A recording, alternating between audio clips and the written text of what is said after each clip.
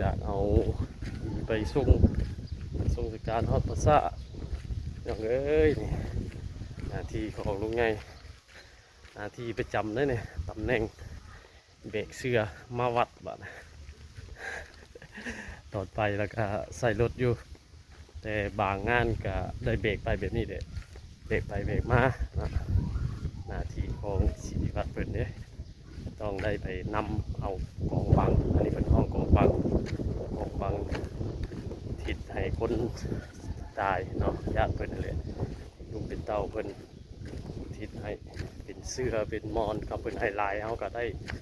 เอาลายได้เบรกได้ลงมาใช่ไหมทางนั้นก็ได้ถือศาสตร์แล้วก็ทางหน้าพวกก็ถือซอยกันอันนั้นก็ได้เบรกเป็นผ้าห่มเป็นหมวหนึ่งอย่างเนาะ